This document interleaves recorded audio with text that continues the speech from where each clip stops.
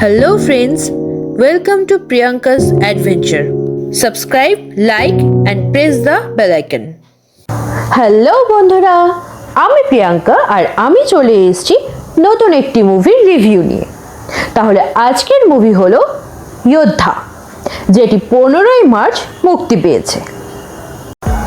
এই মুভিটি লিখেছেন এবং ডিরেকশন দিয়েছেন সাগর আমরে এবং পুষ্কর ওঝা এবং প্রডিউস করেছেন হিরো জোহার, করণ জোহার এবং অপূর্ব মেহতা।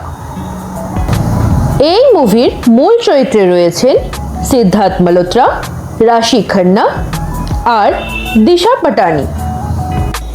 এই মুভির ট্রেলার টিজার তো অনেকদিন আগেই বেরিয়ে গেছিল, তবে যোদ্ধার ভিডিও দেখে যা মনে হচ্ছিল এটা একটি অ্যাকশন মুভি। এই মুভিটির যখন পোস্টার বেরিয়েছিল তখন এর পোস্টার মেকার্সরা এর পোস্টারটিকে 13,000 ফিট ওপরে নিয়ে গিয়ে মুভিটির মার্কেটিং লঞ্চ করেছিল। তাহলে তো বুঝতেই পারছেন মুভিটি কতটা ধামাকা নিয়ে এসছে। বেসিক্যালি যোদ্ধা মুভিটি একটি সাহসী অফিসারের গল্প। সালটি ছিল 2001 সাল। অরুণ কাতিয়াল ওরফে সিদ্ধার্থ মালহোত্রা যোদ্ধা টাস্ক ফোর্সের একটি অংশ।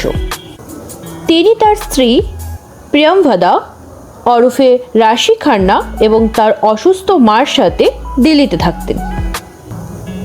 অরুণের বাবা সুরেন্দর কাতিয়াল ওরফে রনিত রায় তিনি বেঁচে ছিলেন না।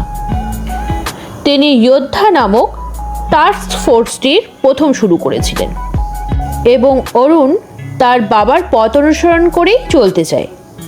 তবে সে কারোর কোনো আদেশ না মানার জন্য কুখ্যাত ছিলেন। তাকে কখনো কোনো সমস্যার মতো পড়তে হয়, কারণ সে তার বুদ্ধি এবং দক্ষতার জোরে সব সময় সমস্ত অপারেশনে সফল হয়ে ফিরেছেন। একদিন প্লেনের নামকরা পরমাণু বিজ্ঞানীকে নিরাপত্তা দেওয়ার সময় অরুণ জানতে পারে তারা যে ফ্লাইটটিতে রয়েছে সেই ফ্লাইটটিকে হাইজ্যাক করা হয়েছে। সেই হাইজ্যাক থেকে সকলকে রক্ষা করতে সাহায্যের জন্য সে কিছু যোদ্ধাদের পাঠানোর সংকেত দেয়, কিন্তু আমলাতান্ত্রিক বাধা দেওয়ার কারণে কোনো কমান্ডের সাহায্য না পাওয়ার জন্য সে সকলকে বাঁচাতে একাই নেমে পড়ে এবং হাইজ্যাকারদের সঙ্গে লড়াই করতে গিয়ে একসময় অরুণ বিমান থেকে ছিটকে পড়ে যায়। এইসবের মধ্যে নামকরা পরমাণু বিজ্ঞানী নিহত হন এবং তদন্ত কমিশন অরুণকে দোষী বলে ঘোষণা করে এবং তার সাথে এটাও বলেন যে যোদ্ধা টাস্ক ফোর্স ভেঙে দেওয়া উচিত। প্রথমেই বলে রাখি, অরুণ এবং প্রিয়মভদা স্বামী স্ত্রী ছিলেন এবং তারা একই প্রফেশনেই জব করতেন। এই সব কিছু নিয়েই অরুণ এবং প্রিয়মভদার মধ্যে ঝগড়া বাঁধে এবং ঝগড়ার এক পর্যায়ে তারা আলাদা হয়ে যাওয়ার সিদ্ধান্ত নেয়। তারপর 5 বছর কেটে যায় এবং অরুণ নিজেকে নতুনভাবে তৈরি করে।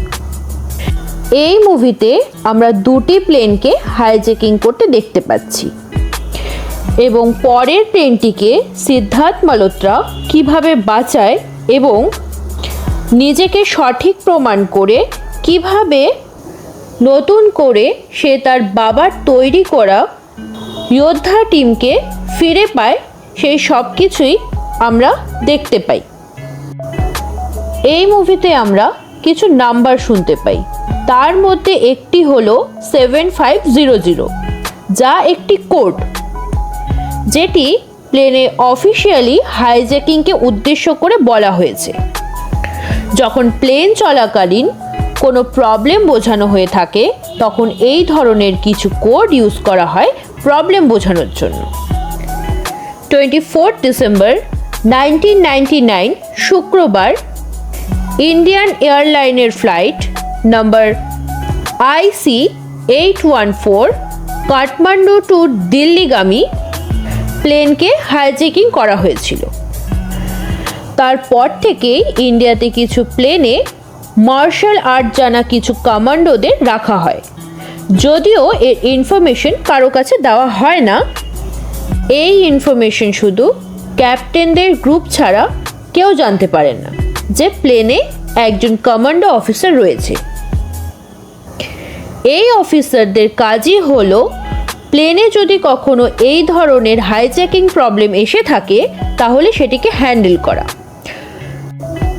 যোদ্ধা মুভিতে সিদ্ধার্থ মালহোত্রাকে আমরা এই রোলটি প্লে করতে দেখতে পাচ্ছি। এই মুভিতে সিদ্ধার্থ মালহোত্রা দুর্দান্ত অভিনয় করেছেন এবং যথাযথভাবেই রাশি খান্নাও খুব ভালো পারফরমেন্স দিয়েছে। তবে দিশা পাটানি প্রাথমিকভাবে খুব বেশি কিছু করেনি, তবে সে দ্বিতীয়ার্ধে দুর্দান্ত পারফরমেন্স রেখেছেন। ব্যক্তিগতভাবে আমার সব ধরনের অ্যাকশন মুভি খুব একটা পছন্দের নয়, তবে এই মুভিটি আমার ভীষণ পছন্দের, কারণ এই মুভিটি দেখার সময় আমার একটুকু বোর ফিল হয়নি। যদি কেউ মুভিটি এখনও না দেখে থাকেন তবে অবশ্যই দেখুন এবং মুভিটি কার কেমন লেগেছে অবশ্যই কমেন্ট করে আমাকে জানান। আর হ্যাঁ, আমি দেখতে পাচ্ছি আপনারা অনেকেই আমার ভিডিও দেখে যাচ্ছেন কিন্তু সাবস্ক্রাইব কেউ করছেন না।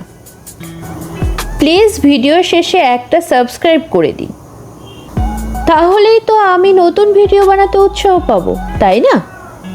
ভিডিওটি ভালো লেগে থাকলে এবং এরকম নতুন নতুন আরও ভিডিও পেতে চাইলে চ্যানেলটিকে লাইক, শেয়ার এবং সাবস্ক্রাইব করতে একদম ভুলবেন না। Thank you.